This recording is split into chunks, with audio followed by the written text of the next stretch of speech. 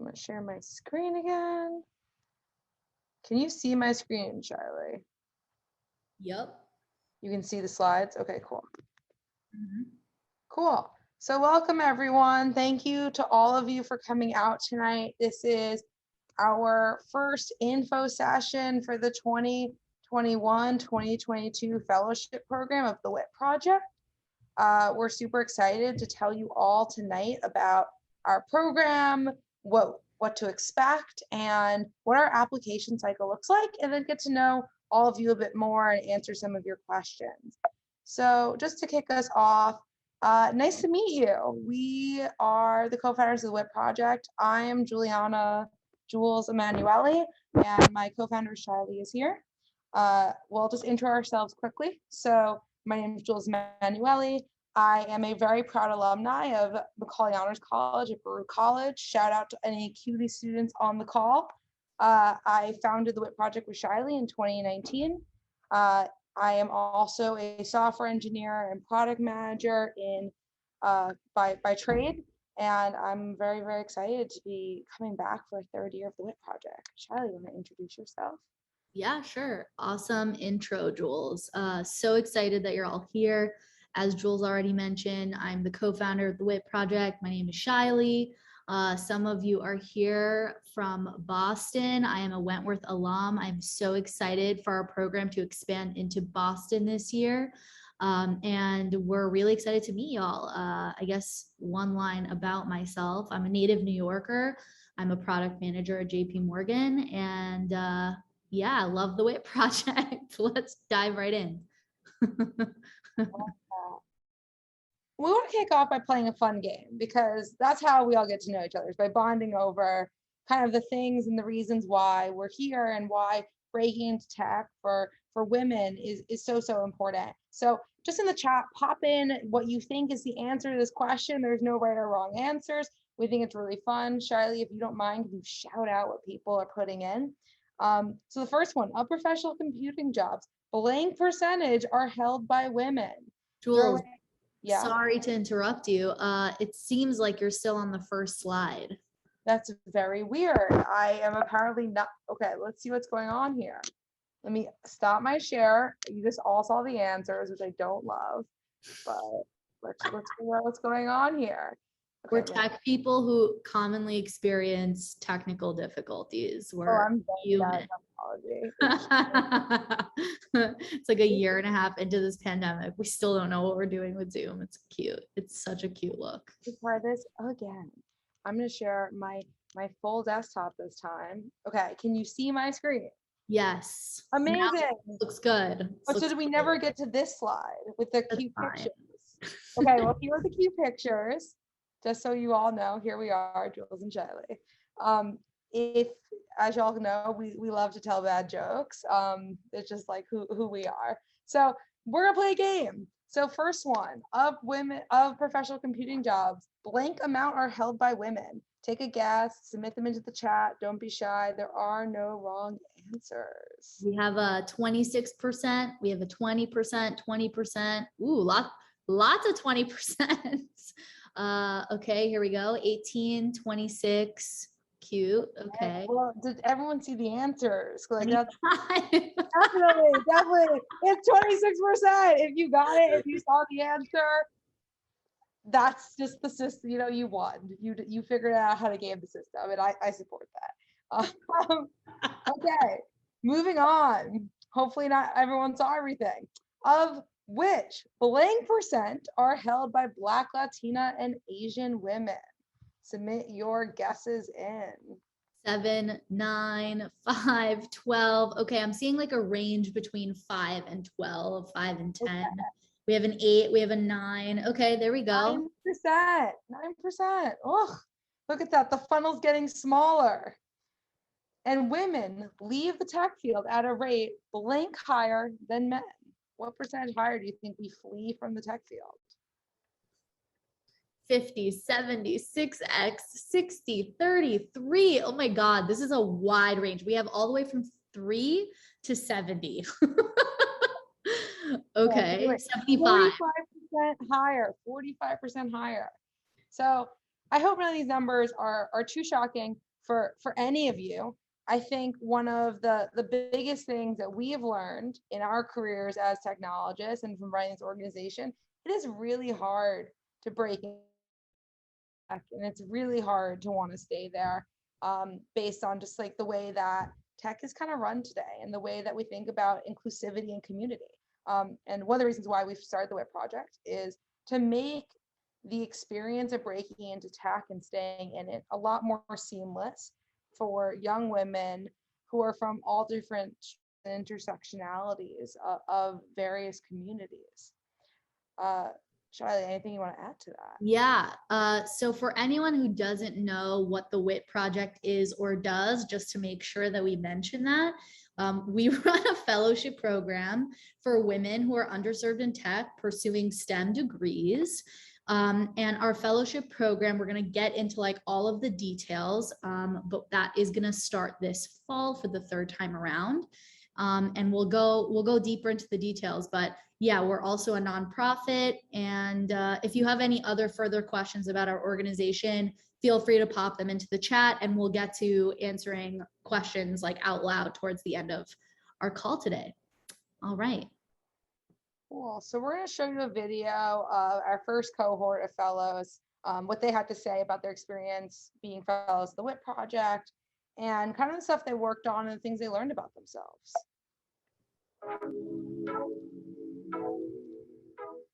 Hello, my name is Amalia Torres, and I was an intern at the WIT project. Hi, my name is Jasmine Freund. I'm an incoming sophomore at Macaulay Honors College at Baruch College, where I'm majoring in mathematics. I'm Shefali Gupta, and I'm a rising sophomore at Macaulay Honors College in Hunter College. Hi, I'm Rachel. Hi, I'm Angela. Hello, my name is Aisha Manasia. I am a rising junior at John Jay College of Criminal Justice.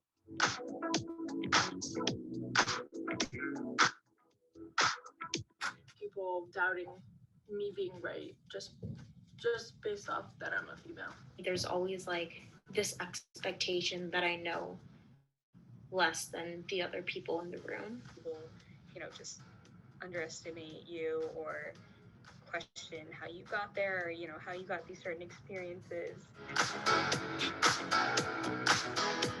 STEM allows you to look at the same problem in so many different perspectives. I'm able to create an impact by offering and building unique solutions to issues that people may face every single day. Technology is always evolving and changing, and that is what excites me. Helping people in a way that actually mattered. A chance for me to make something that would actually be used in production. I wanted to make a major contribution to society using my technical skills. I would be able to meet a network of other empowered women in the tech industry that wanted to create a change, and also a network of women who shared similar experiences to me as women in tech. I just feel more confident in not knowing something. Gave me the community to feel safe and not feel like it was bad to ask questions. Learning how other people code and approach the problem, and that really allowed me to grow professionally. Not be afraid to break code, and to always try new things. Random ideas sometimes do work.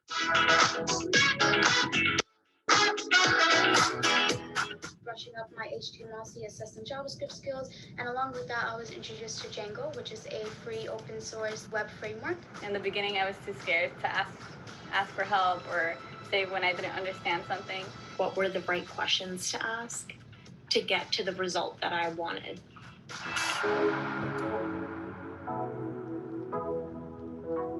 Don't be afraid to try new things. Be more confident and be yourself. Don't be afraid to be wrong, because every single person is wrong. To take chances and really explore as much as I can. Don't be scared to ask questions and use your teammates as a resource. If you never push yourself, then you're never going to grow. Don't be afraid to not know something and to ask questions.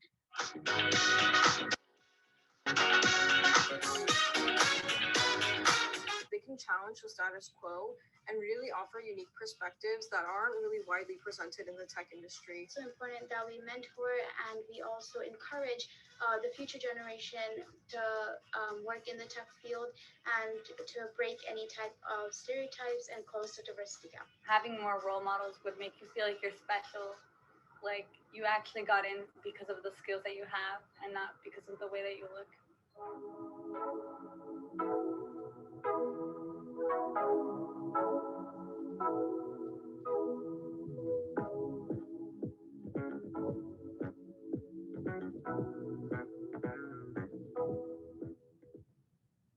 That video gets me every time, Shiley. Gets me every time. Okay, so the fellowship at a glance. So as you just heard from one of our cohorts of fellows, we really try and cultivate a sense of immense accomplishment, friendship, and community at the end of our fellowship program. So as an organization, we truly believe that the best way to solve the crisis and the problem of getting more women into technology careers is essentially to basically try and give real world work experience that empowers women from all different backgrounds to view technology as a mode of social change and as a place to build lifelong friendships and community. If we're going to solve the problem of getting more women in tech, we need to feel supported. We need to feel like we belong. So we think about our fellowship in 3 portions. 30% of it will be spent in a technology boot camp. It's an 8-week immersive experience that will give you all the skills that you need to develop software solutions for nonprofits. It's something that we feel really strongly about. Whether you study computer science or not, we feel like everyone should be level set into the same skills to succeed in real world projects with our nonprofit partners. 70% of the program is spent working with nonprofits. This is the part that we're most excited about. It's where you get to actually go out and work with a nonprofit to build impact and real change. And we'll share some of our case studies in the chat. Shiley's going to drop them in, and you'll get to see what kind of things we've done. The first year, the girls worked with an organization called Year Up that was mentioned in that video. And essentially what the goal is you'll get real experience to put on your resume, to be able to talk about in interviews, to build up your skills, to build up your confidence, and also learn that technology is a way to change the world. And then 100% of our program, and this is really, really the best part, is friendship and community. We like to have fun. We believe that the best way to create inclusivity in technology is to feel comfortable bringing your whole self and to feel like you are valued and backed up in that as you try and pursue technology. We're goofy, we're silly, we're fun, and we encourage that in our nonprofit program. And we encourage having real and honest conversations about what it's like to really work in technology. So now Shiley is going to kind of take us through what the program actually, the timeline, and kind of what is the next steps to actually applying and kind of getting into the program itself. Thanks, Jules. So yeah, I just posted the case studies and an overview of the program in the chat. If you're not able to see it, please ping the chat and we will unlock the document. I'm so excited to tell you all about the timeline of the program in more detail. Jules really did such a good job covering that. But essentially what you'll experience from day one is you'll go through the application process and you'll see from the very beginning that we're really just trying to get to know all of you.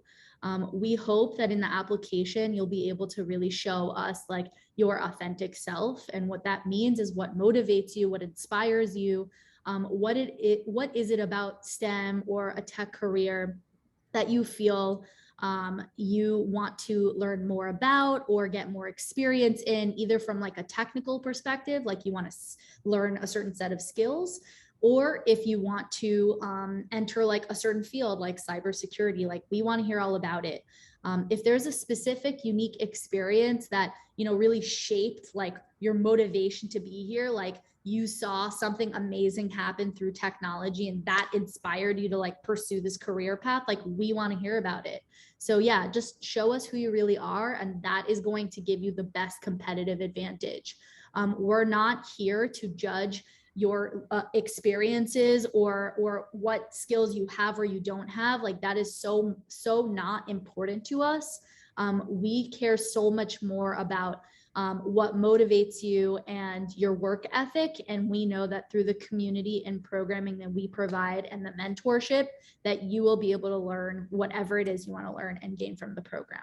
So that is an overview of the application. So the first step, you fill out the Google form. Then we will go through and invite the next step in the candidates that move forward in our application process to have a phone call with one of us. And that will be a behavioral interview. And in that behavioral interview, think about or come prepared with a few examples of times that you've worked with people on a technical project or any sort of project. Honestly, it doesn't need to be a technical project, but if you can describe something more technical, that definitely helps. And just like behavioral scenarios, so you can look at the STAR method to kind of give you more structure for how to talk about those experiences, or like a challenge that you overcame. Finally, we will be sending you a follow-up last step, which will be like a technical interview round. And that technical interview round is simply to gauge how you approach problem solving. You do not need to know how to code in order to approach this interview step. It's purely based off of breaking down a scenario and figuring out how to lay out that scenario step by step and attempting to apply a solution or an approach to it. And we will coach you through that. We just want to hear what your thought process is like throughout. So that's what the application process is like. Then you will be notified in October if you were selected as a fellow. This year, we are going to be starting our program on October 12th or 13th. Do you remember the date? It is October 12th, I believe. 12th. That will be our first meeting. So if you know right now that you're not going to be able to make that date for some reason, please include that in your application and tell us why. And we will try to accommodate a better date if enough people are not able to make it. So moving on to the first part of the program, you're all going to undergo this like really fun training component where for about 8 weeks, you're going to be learning how to build very practical and tangible coding skills or programming skills. And the way that we do that is you'll have a lecture format, and you'll also be able to build small projects within your teams and within your cohorts to learn how to apply those skills. And in that process, you're building your portfolio, you're building connections, you're getting to know your mentors. And that's a very critical component because those skills will translate directly into the second portion that I'm now going to talk about, which is the nonprofit portion of the program. So once the boot camp is over, you will all be aligned to a nonprofit project. And these nonprofit projects range from building search engines for internal users to building front end widgets that are on like live nonprofit organization websites that will meet or will share information about that nonprofit to their constituents. So there are so many different types of projects. You'll learn skills all the way from UX to design to product management to software engineering, back end, front end, the entire stack. And in this part of the program, which is 16 weeks long, you'll each be paired with a mentor, and that mentor will also provide additional support from a professional or personal standpoint to help guide you through the program. And what we end up seeing is a lot of these mentors have like really kick-ass relationships with our fellows and like end up like meeting them for coffee and like staying in touch with them forever. And like we all take a very deep seated interest in every single fellow's success, even after you leave the program. So around May, you will be handing off the project, the software solution, to that nonprofit who you'll be demoing to a few times throughout the extent of the 16 weeks. And you can continue talking to that nonprofit if you feel like. Some of them have internship opportunities in the summer if that's something you're interested in. And throughout this entire experience, there will be lots of opportunities for y'all to attend workshops. And these workshops are custom tailored to really provide you a well-rounded experience and introduce you to industry leaders or technical skills that we may not traditionally teach you in the programming. Or it could be anything from one of our best workshops that's like so widely received and so warmly received, is our personal branding workshop. And like, you'll learn so much about like how that really influences your prospects when it comes to trying to acquire internships, full-time jobs, and beyond. So yeah, it's a really exciting time. It goes by very, very quickly. You'll come out of this experience feeling really close to like all the people in your cohort, to us. Like, it's super emotional when it ends, but you'll never stop hearing from us. And, you know, like, people drop into our Zooms like on a weekly basis asking for advice or help with their internship projects or whatever. Like, this community is here for you for life if you want it, and we hope that you do. So yeah, that's pretty much the timeline for the program. Cool. So now we'll just open it up for questions. What comes next after this info session is submit your application. We'll send a follow-up email with the application, with some of the information we've shared here. And feel free to follow up with any questions at info@thewitproject.com. But yeah, we'd love to open the floor up to just general questions.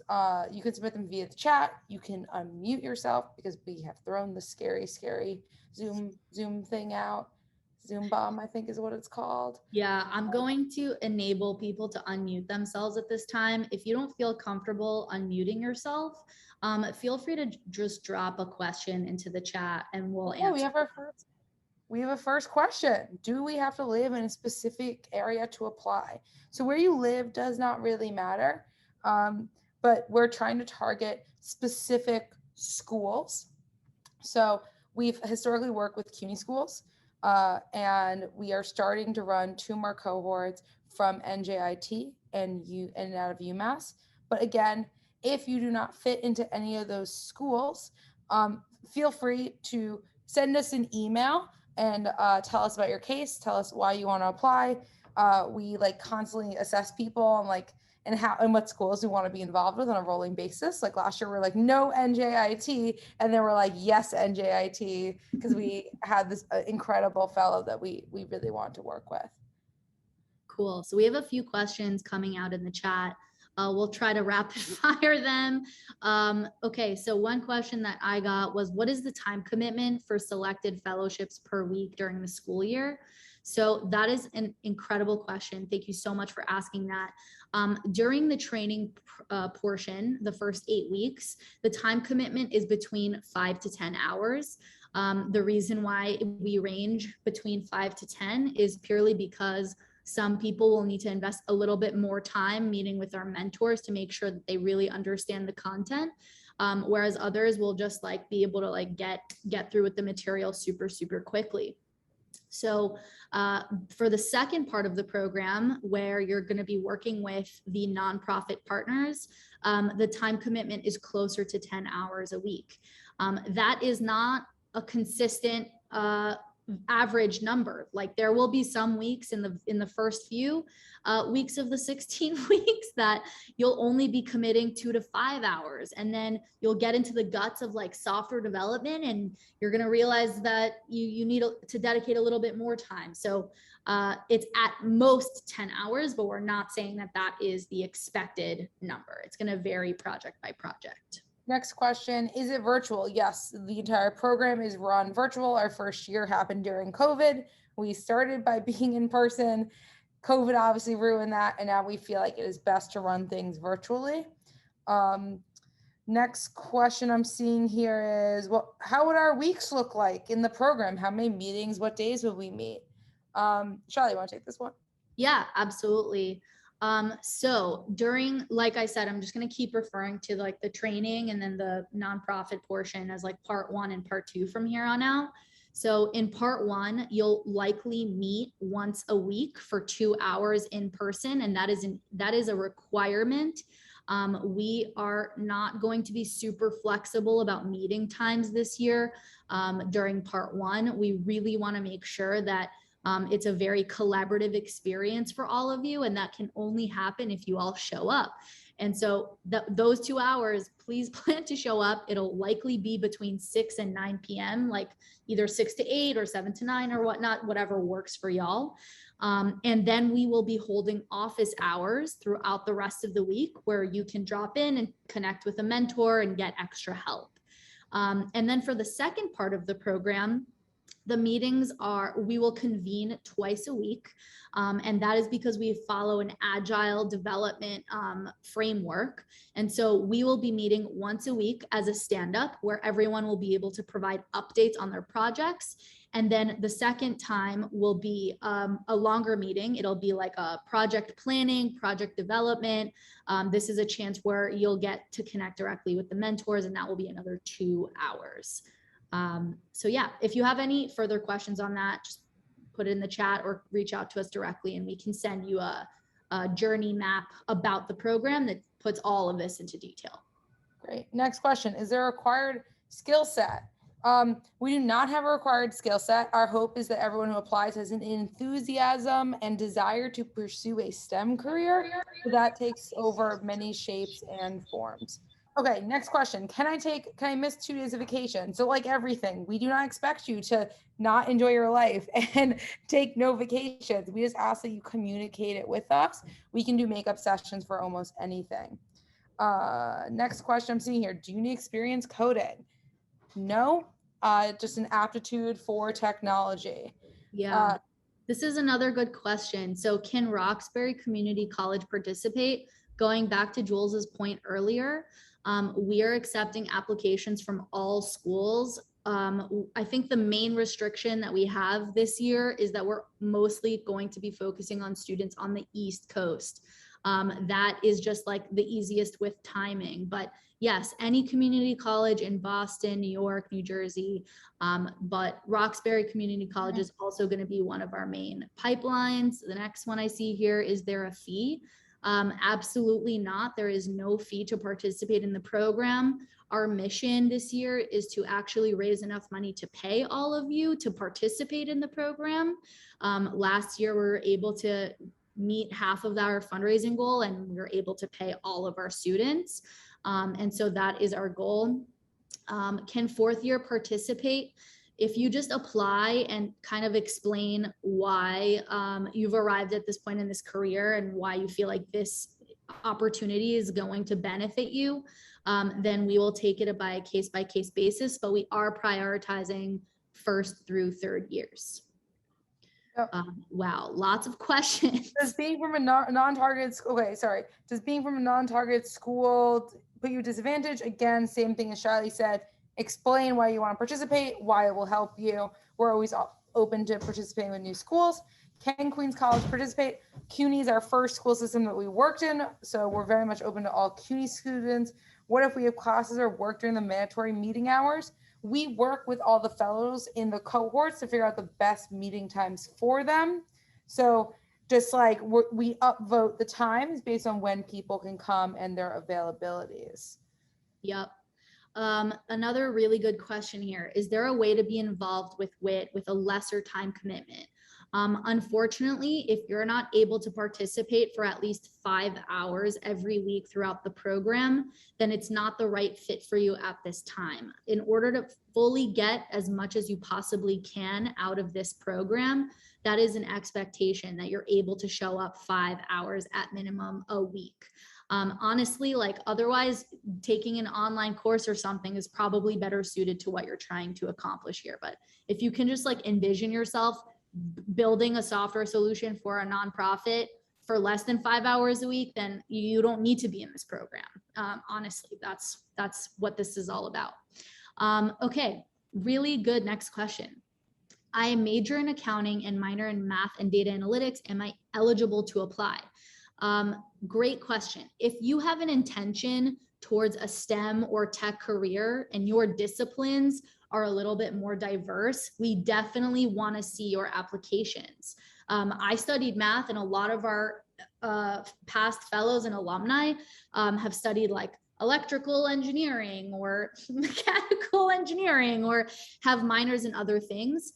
The only fear here is if you're majoring in accounting, you'll likely want to go into accounting. And so this is probably not the best fit for you. But please tell us more about why you think the program is a good fit for your goals. Awesome. Okay, how long is the program? Great question. So you can imagine participating in this program for the length of the academic year. So we will be meeting part 1 from mid-October to like early December, and part 2 will reconvene end of January to like mid-May. So if you can just imagine like every academic semester being involved and participating for the following year, like just imagine that your commitment is scoped to that timeline. And can we have access to the recorded meeting? Yes, we are going to be snipping lots of parts of this meeting today in order to be less triggering and upsetting. And eventually we will get it available to all of you so you can come back and reference all these awesome questions. Woo! All right. Any other questions? You guys are so awesome. Like, I love how active you are and how curious you are. Oh, this is such a good question. How does the alumni program work? Okay, so when you end our fellowship program, we do not disappear. We will actually never leave you. No, I'm totally kidding. So our alumni program, as soon as our fellowship ends, we wrap up. We give everyone like a month to breathe because it's a lot at the end because we work really, really hard. And then our fellowship program kicks in. We rely on our alums to be advocates of the program on campus. We rely on them to be mentors and guides for our incoming fellows. And we also help them to get kind of settled in their careers and act as a support network for them. So our fellows, we are currently helping land internships through a internship opportunity pipeline we have exposure to. We also help our fellows prepare, our alums prepare for technical interviews or anything they ask us for. So we try to have quarterly touch bases with all of our alums. We also have an alumni Slack. And when we're asked to put on a workshop or to share an opportunity, we make sure we do.